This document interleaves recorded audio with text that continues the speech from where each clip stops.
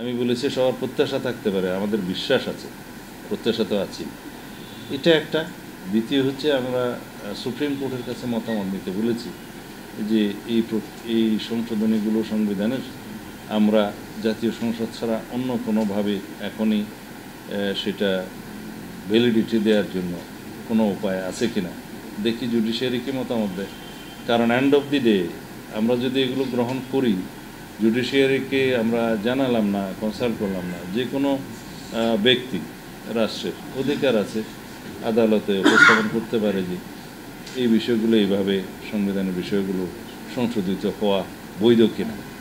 সে তার অধিকার ক্ষুণ্ণ হলে তার ব্যক্তি জীবন এবং সম্পদের অধিকার সংক্রান্ত যে কোনো বিষয়ে যখন আদালতে যাবে, আর্টিকেল 31 অনুসারে সেটা অধিকার দেয়া আছে, তখন আদালত কি বলবে? তখন হয়তো আদালত বলবে যে সংবিধান সংশোধিত হয়েছে, এটা কোন প্রক্রিয়ায় হয়েছে, কে করেছে, কার কর্তৃত্ব আছে, কোন ফোরামে হয়েছে, এই কথাগুলো বলবে। তো সুতরাং আগেই যদি আমরা জুডিশিয়ারি মতামতটা নিতে পারি, সেই ক্ষেত্রে তারা হয়তো একটা বৈধ প্রক্রিয়া অথবা পরামর্শ দিতে পারে।